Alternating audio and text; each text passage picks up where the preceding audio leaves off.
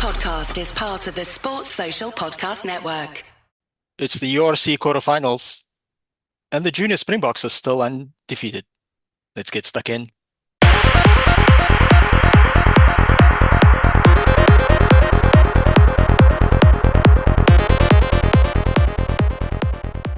Welcome back to Bit of an Animal, the South African Rugby podcast here on the Global Gainlines. I am joined this evening by Thembinkosi and Bryce. Good evening, gentlemen.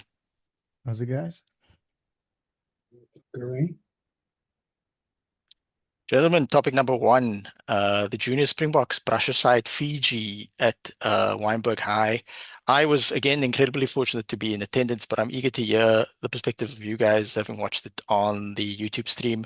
I intend to watch it again on YouTube stream because one of my favorite things to do is to watch a rugby game live and then watch it online, just to see sort of different perspectives. So Thembinkosi, your thoughts on the significant victory against Fiji? Bit more of a fighter than Chile, though. Yeah, I thought they kind of matched them physically, but then again, they did score like three more.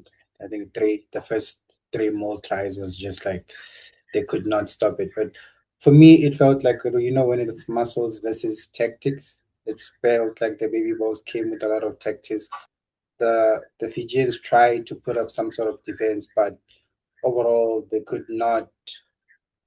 I would say they couldn't decode the Baby Box play, and that cost them a lot. And yeah, like, I don't know. I think also when they got that red card, it seems like it was like, I remember admittedly it was at the end of the game, but the Fijians from my side feel like they came in with a plan of maybe we can just match them physically. But while the Baby Box, like I said, they were outplaying them in tactics in terms of like they couldn't stop their moves, they couldn't stop even their set plays in the middle of the field. So yeah, shout out to the Baby Box. Over to you, Bryce. I think it was an improvement for opposition, because I think the Chile game, I don't think it really did do anything. I don't think that look, I'm not like bashing the Chileans here, but I think the Fijians did bring a little bit more physicality. They did bring a bit more of a threat to the breakdown. I was a bit disappointed with those maul tries. I don't know. I feel like when the Baby Box kept going for it, I don't know, were we learning anything new after the 10th maul try we were getting? But yeah, it was good. It's nice to see them polished. I mean, this is a nice. I think this is the second team, the Baby Box. Well, you can't call them second team because I mean some of these kids are like superstars already. But it's good to see them with a lot of continuity, fluency. I think they're a threat across the park, and Vusi Moyo is playing exceptionally well. And I'm actually quite excited to see how they do against Georgia, because I think they played against Georgia earlier this year on tour. So I want to see how that progression was. If they put another 70 points or 80 points, then I think it bodes well for the Junior World Cup, because at the moment they look sharp, they look physical. I don't think there's one aspect that they're actually weak at the moment, because usually there's like a discipline thing with Messi, or at the moment they look really polished. I don't know. It's really good to see them. It was a positive performance. Nice to see Loan starting at 15. He was at the game at Stellenbosch Boys High when the Junior Boks defeated Chilean under-20 team, but he was sort of like the water boy, bringing on the water and the kicking tee for Vusi Moyo. Vusi Moyo, who captained this game very well, played very well as well. Very good kicking performance for him on this game compared to the last game against Chile. Lots of rotation. It was nice I didn't watch the Chile versus Georgia game because we were instead watching the Baby Box warm up, and then after the Baby Box went in, after the warm up, we went and watched Fiji warm up. Interestingly, one of Fiji's assistant coaches is former South African referee Rasta Rasavinga. So I saw him at the game where in the first leg of the series at Stellenbosch Boys High. he was actually sitting behind me, and then he shouted really loud, "That's a high tackle, ref!" And I looked over my right shoulder, and I was like, "That dude looks familiar. Where do I know him from?" And then after the second leg, I was like, "Oh yeah, it's Rasta." I got to shake his hand. Didn't really get to chat to him, but I got to chat over the last two legs to quite a few of the players. Many of whom are actually Sharks players. It would be Leuven Gillemeier, who's now going to the Bulls. Siaya was there. I know he's not involved in any of these three games, but he was there at Stellenbosch Boys Eye. Vusamoyo, like I said in the previous episode with me and Demikosi, Kai Pratt's a massive guy. Kai Pratt, who didn't play in this game or the next game because of unfortunate foot injury. Yeah, but the atmosphere in this game was slightly different because I think when we were at Stellenbosch Boys Eye, the high schoolers were writing exams on that day, so that wasn't that many of them, but the preparatory school, they were there. And then with this one, we were a bunch of adults sitting with high schoolers, and the banter and the stuff that they do, like whenever somebody kicks for goal, just as they kick, someone would shout, "That's my man." And it was just so like just a consistent thing, and I was just taking me back to high school. Or I think the cool thing about going to the stadium is you like get to interact with people. Like we were watching the warm up, an individual came to talk to me, and it turns out that he was actually Jordan Steenkamp's granddad, which is awesome. To Jordan Steenkamp, who started at number 11, massive kid, going to play at the next game is going to another Pual Roos rugby player. So he's going to be playing at his alma mater on Saturday, tomorrow. Yeah, and then obviously in the first game, I got to speak to Altus Rabi's dad. Altus Rabi, who unfortunately got a yellow card, mostly sort of like a team yellow card in the second half. First yellow card I've seen the Baby Boks concede in this series of games. Glamini played off the bench really well. Was incredibly mobile, carrying the ball well, like a massive collision, and then he still held onto the ball. No real knock-ons. There were a series of high tackles in this game and the previous game, because a friend of mine watched the Georgia versus Chile game, and he said there was quite a few high tackles. He was in the stands while we were watching the Springboks and the Baby Boks and Fiji warm up. So it's interesting to see like Sibusiso talking about like the intensity of the Sharks warm up. The Baby Boks warm up set up is pretty intense as well. So it's a rotated team, and we'll look again now immediately. Our second billing on the topics is the Baby Boks game against Georgia, and we have the team here in front of us. Sibusiso, Sibusiso. Demikosi, significant rotation. I did speak to the assistant coach, and they said that they were going to pick their best possible team, barring injuries. Felix is on the bench for the Lions. No Ethan Adams, but he was at the stadium on Tuesday. Riley Norton's back, captaining the team. Ollie Reed. Oh, that's the thing about the warm up. During the warm up, we just heard someone shout, "Ollie!" And then Ollie Reed stopped, walked towards us, and then turns out it was his mum, and she had brought him his cum guard. So shout out to Ollie Reed's mom. Gillemeer's back at fullback. Jack Bernardi is back. Yakin Ahmed at inside center, Demikosi. Yeah, I'm actually excited to see him there. I think he's also one of those versatile players, so I'm not surprised to see him there. And in terms of the team, it seems like bar maybe the injuries, this is probably their strongest team. Like I'm just looking at it. There's Kruger there, there's Teron, Norton. Probably those are their best forwards. So this is probably their strongest team, and by the looks of it, this is probably the team that will be playing the junior championships. Yeah, quite possibly. I will also say, it was interesting over the last two games. Those players have seemingly shifted to the bench, and a bunch of players have come in. So there's almost, I won't say it's set in stone. I mean, things can change over time in terms of training. But after this game on tomorrow in Stellenbosch, we go straight into the junior championships, as the Junior World Cup. So we're desperate to try and do the double for the first time. I will say JD, I think, like a huge guy for number 5, and he just shifts to the bench, and then Theron comes on. I've not yet seen Theron play. So I'm somewhat disappointed not to CCI actually play, having seen him a week ago now on the Thursday at Stellenbosch Boys Eye, and thinking, oh, he probably be involved in the last fixture. I mean, Lewin played so well in the previous game. It's like you can see this guy won a man of the match at URC level. Bryce, your thoughts on the selection for the final match in the series? It's a lot of interesting one. Like, I'm quite interested to know, like, who was the backup 12 to Ethan Adams in the championship? I'm not sure if it was Ahmed or because it seems because Ahmed and Moyo seem to be like the two ones. Oh, so he's on the bench. So I'm very interested to see like if it does come to the Junior World Cup and they're like up against France or England, will they stick with Ahmed at 12 or will they go with Peter van der Merwe, assuming Ethan Adams is injured? The other interesting selection is actually Quinton Potgieter at 8, which is when Marky at 6, where it was actually Marky at 8 for the championship. So I'm quite interested to see if that stays there. Otherwise, it seems more or less good. Fine.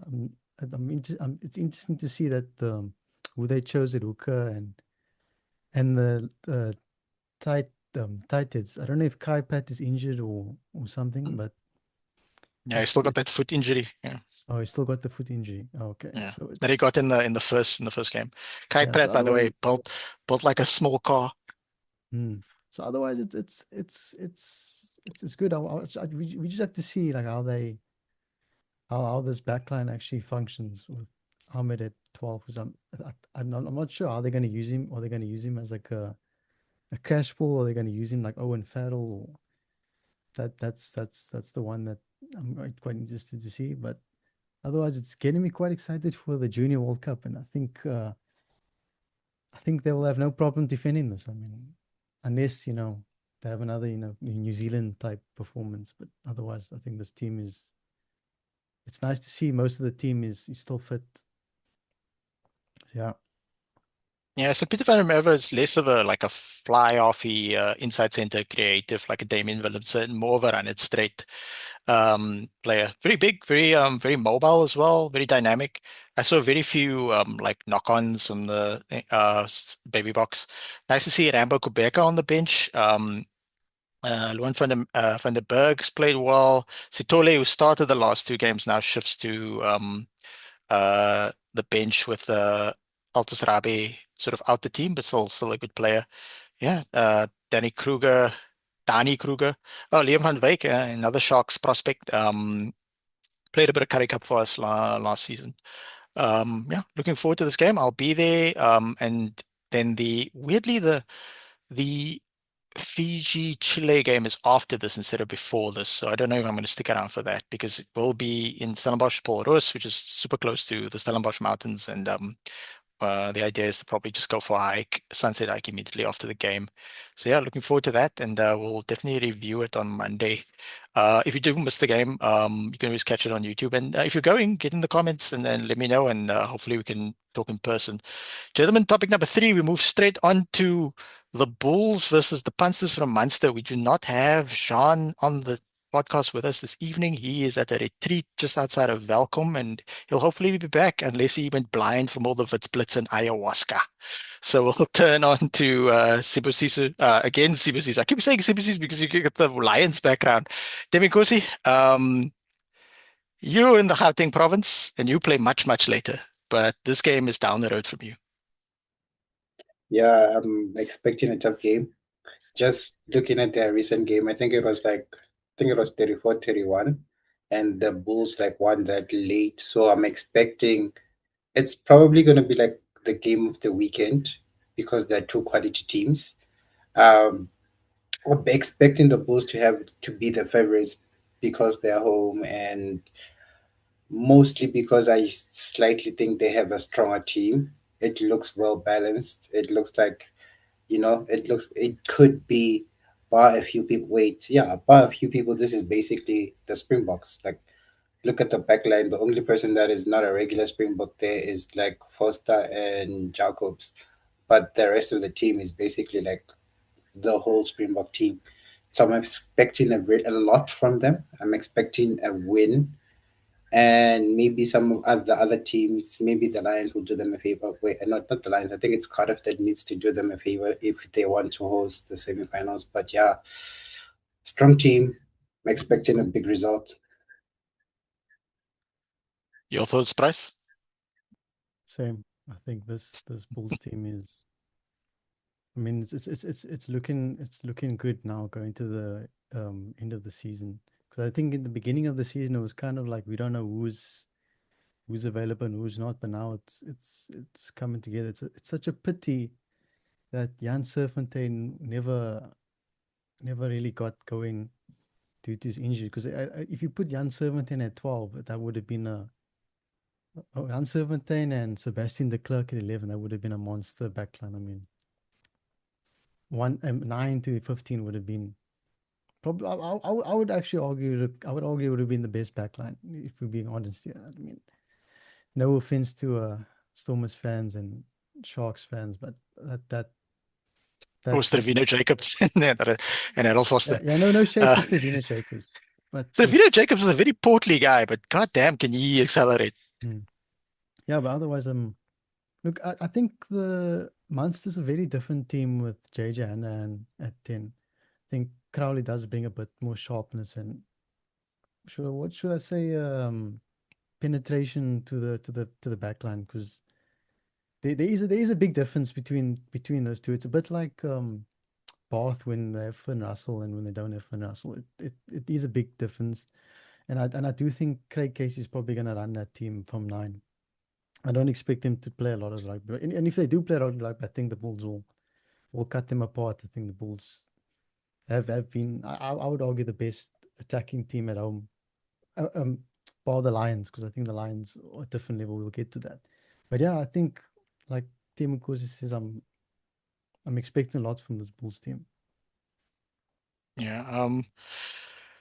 If you look at the match, 15 starting for the Bulls, only 3 people don't have some sort of test match experience. And then on the bench, Jean-André Rudolph, Paul de Wet, Stedman Gans, and Sigel, I think Sigel might have had 1 or 2 caps. He definitely played for South Africa A.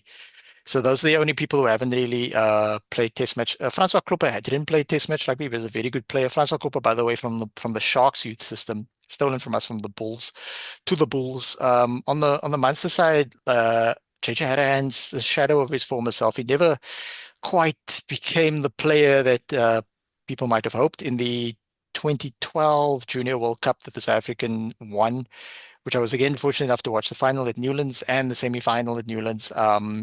He was actually player of the match, player of the tournament. So much was expected of him. He returned to Munster, but as you say, Bryce, he's no Jack Crowley at this point of his career. Bit of a mixed team from Munster. I mean, Brian Gleeson's there. Same name as the guy from Peaky Blinders, but he's a good player. He's an Island under 20 star. I don't trust Michael Alatoa. It was weirdly he scrummed well when he was at Leinster, and his return from France now to Munster, he's been a liability at scrum. So weird going on there. Andrew Smith, an ankle shift is the 13. Interesting enough for Sean O'Brien. Look, it's a quality Munster team, but I can't see them winning the Bulls. But then again, we're writing Munster off. They won a URC final in Cape Town. I mean, if all of us here in South Africa have lost the final at home. Bulls lost the final to Glasgow. Sharks lost the Super Rugby final to the Bulls. Debbie Nkosi's Lions lost 2 Currie Cup finals recently. So, you got to take the good with the bad. So, yeah, we favor the Bulls for this one, and we move on to. There's a reason why everybody's wearing black. It's the funeral of Cardiff. Revenge, best served cold. Bryce, you want to share your screen with us and give us your analytical insight on this much anticipated fixture, hopefully a sellout at Cape Town Stadium? Yeah, I don't know. Just tell me when you can see my screen. I don't know. Excellent. Yeah, I can see it now. Yeah, I see it. Mm-hmm. Cool.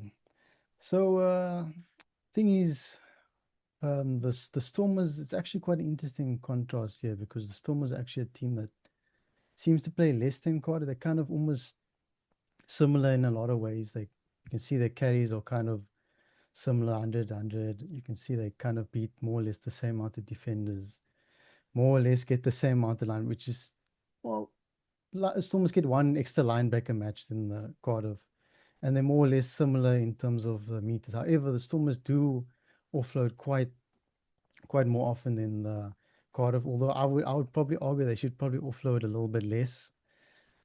But if Jean's there, you would back me up there. And what's interesting to me is how much Cardiff actually passes compared to the Stormers. That's something I do think the Stormers should work on. I think it's probably a reason why their backline doesn't gel or cook or whatever. They just don't pass enough. But they do score a lot more points than Cardiff. And I would probably put that down to their maul and their scrums. I think that's their main point. If we look at in terms of the defense style, Stormers are slightly ahead in terms of the dominant tackles, and it's been a theme this season that they are quite dominant when they do hit in the tackle, but they do make a lot less tackles, and I would probably put that down to their rush defense. I think their defensive style is once they do hit you, they will get the turnover, or they will try to get the turnover. Whereas Cardiff is more like I would say Argentina in international, where they just hold back and they let the opposition attack. Otherwise, they're kind of similar, except tries conceded. I would again put that down to the previous one, with the mauls. And in terms of discipline, very similar. Cardiff slightly better in terms of the yellow cards. In terms of efficiency, funny enough, like I go on about the Stormers attack, but they actually are a very efficient team when it comes to the amount of points they do get when they do have the ball, which it does bug me, because they kind of, if you mix the lack of passing, it kind of explains why it is what it is. Because when they do carry, they're quite good, and they're quite efficient in the 22, but they just don't pass enough, so they just don't get enough opportunities. And otherwise, it's pretty even in the kicking, except the Stormers are slightly better in their kick retain, so they're quite good in their box kicks. Lineouts, Stormers have been exceptional this season. In terms of the time lead, this is one area the Stormers have been really strong at, is that they in the lead for a long time, which keeps them in the game. But like I said in previous podcasts, they kind of lose it in the last 20 minutes. So hopefully they don't hopefully that lead is not too short. And otherwise, the Stormers really dominate. This stat really is what explains why the Stormers are where they are. You can expect them to win almost 5 penalties a game in scrum time. So I don't know how far such a kicks. I don't know if it was 20 meters or something, but that's almost like 150 meters every game for free. And in terms of this side here, you can see the Stormers are basically better at Cardiff at everything. But if you look at this chart, which simplifies it a bit, you can see the Stormers are slightly better on attack, slightly better on defense, sort of even on discipline. Scrums, the Stormers are, like I said before, they exceptionally strong at the lineouts, and more or less even in the kicking. However, I will say, if we go to their previous match, when the Stormers played them away, the Stormers' strong points were their scrums, but they were more or less even in most everything else except defense. Cardiff were good in defense and attack. So I think it's going to be different when Cardiff are away rather than at home. So I'm expecting the Stormers to win comfortably, about 12 points maybe, but you never know. Based off what I've seen here, there's no excuse for the Stormers not to comfortably beat them. So back to you guys. So Before we get Temikosi's thoughts, Bryce, what platform is this that we're looking at? This is my personal platform called stackattack.nanosoftlabs.com.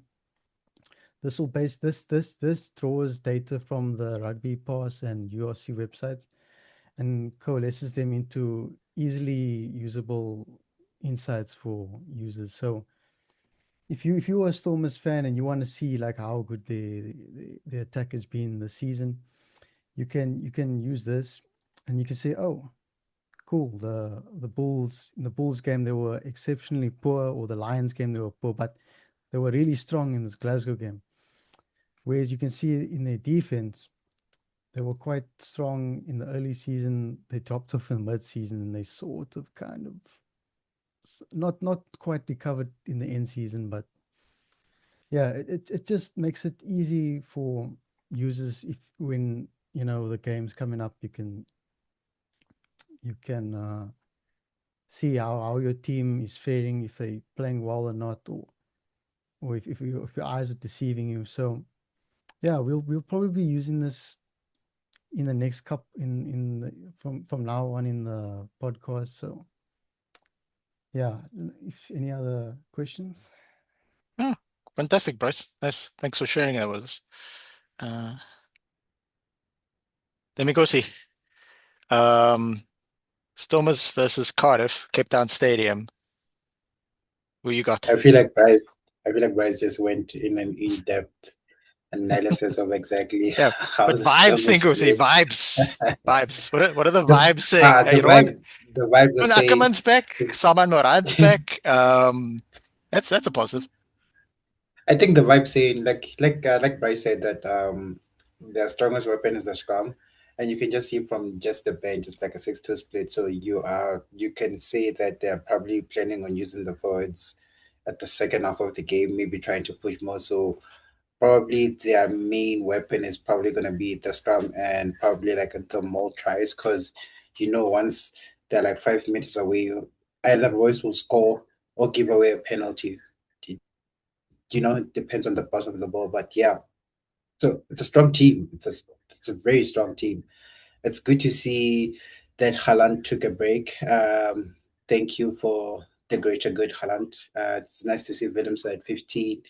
It's good to also see Yuri back, even though he hasn't played that much. And like I said, I have a feeling that the Stormers are probably back in on the second half to take this home.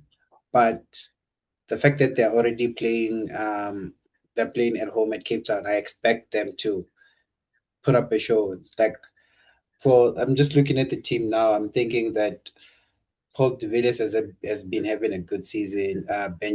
Ben Jason Dixon is also having a good season. Even Rose despite all his Haalandness, he's having a good season. Like let's be honest. I think he's the leading try scorer in the whole tournament. So I'm expecting him a lot from the Stormers. Yeah, look, solid team.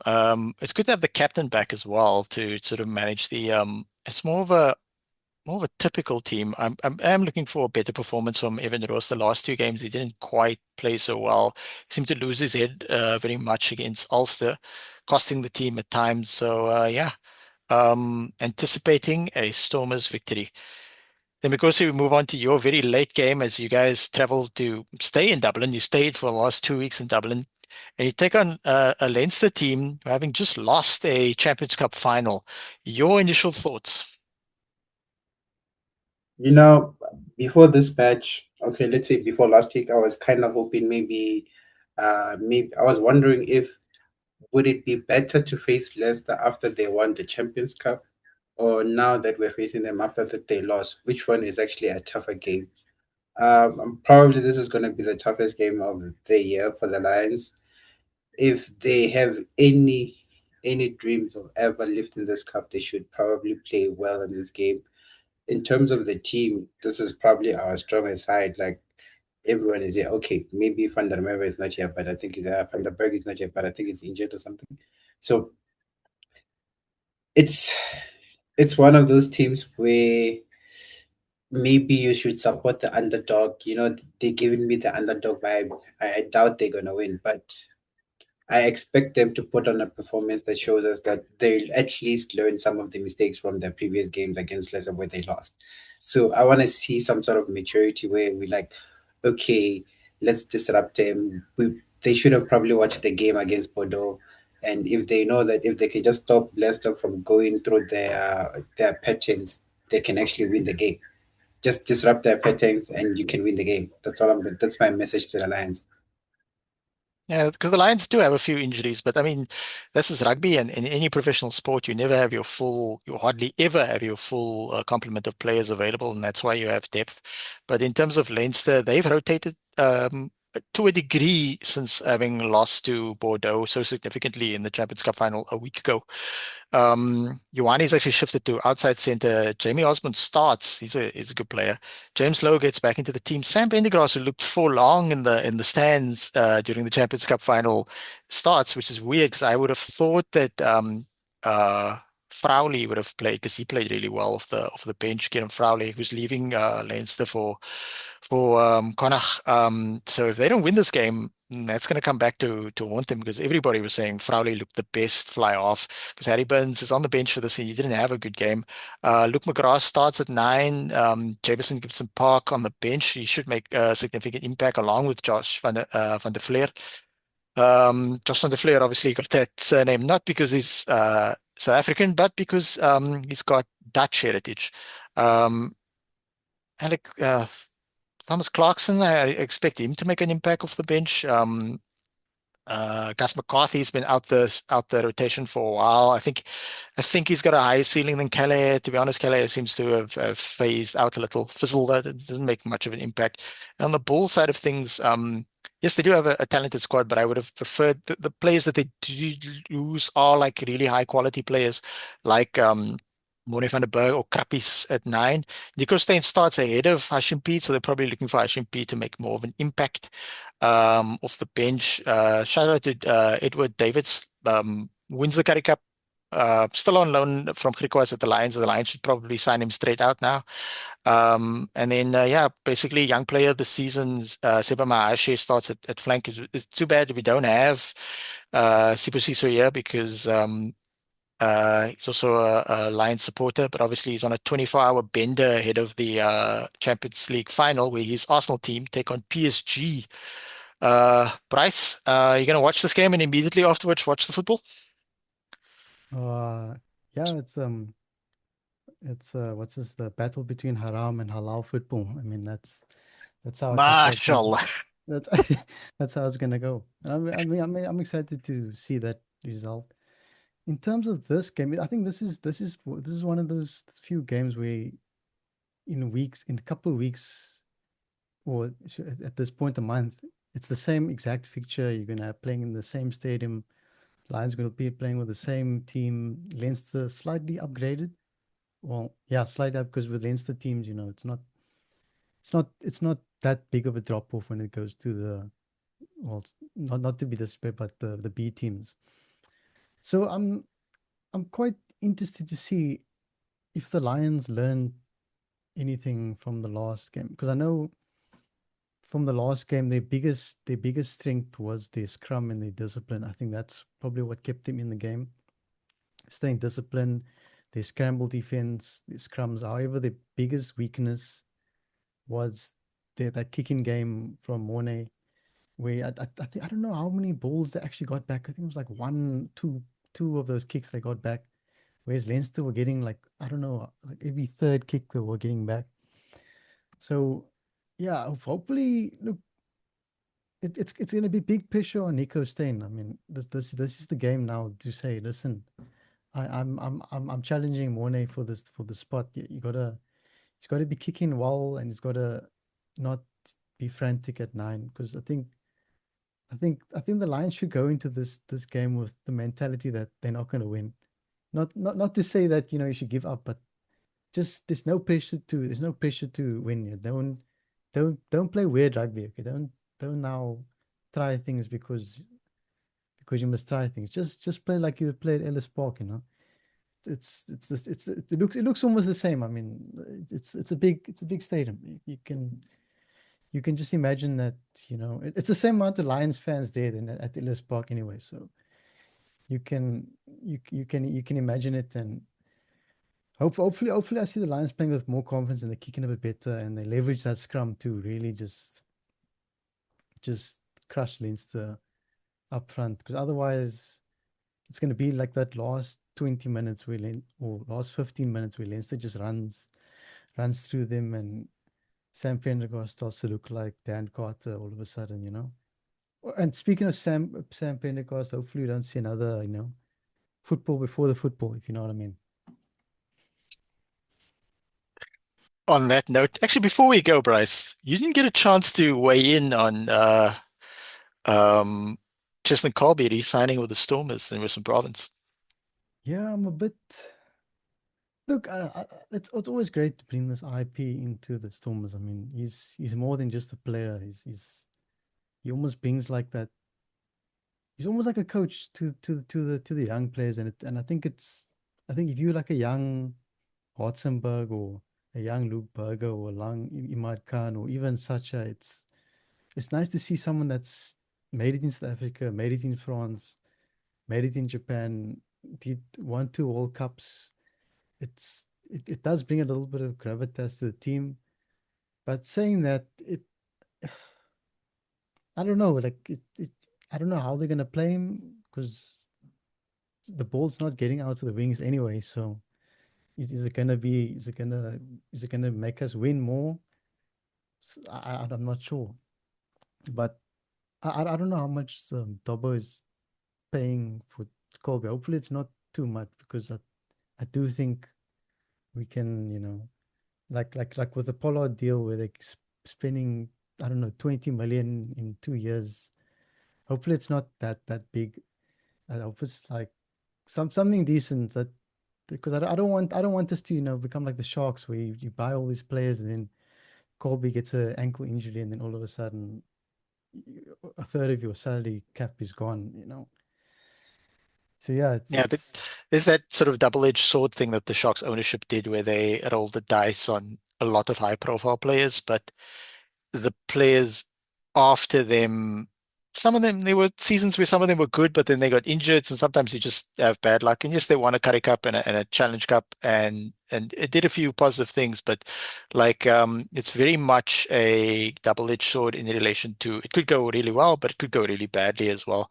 You don't want to overstack with Springboks, because if those guys are going to miss 80% of the preseason, and then you just expect them to play well when they come back in. But I think the Stormers, who haven't necessarily had that many players within the Springbok system, they just had high profile players within the Springbok system. Like this season alone, over the last 2 years, Sasha, Kobus Reinach, Frans Malherbe is injured, so he'll be back next season. And we do have to talk about like what the Stormers are going to be next season, because France will be back. They'll have Sasha, they'll have Kobus Reinach, they'll have Roos is not in the system per se. Ben Jason Dixon's in the mix. Who else? And then obviously now Colby's gonna be there as well. The thing about I don't support the Stormers, but I reside in the city of Cape Town. But the thing that I always felt about Stephen Colby is that, like, many of us thought he was really, really good, and he only really got recognition when he moved to France, which is annoying me.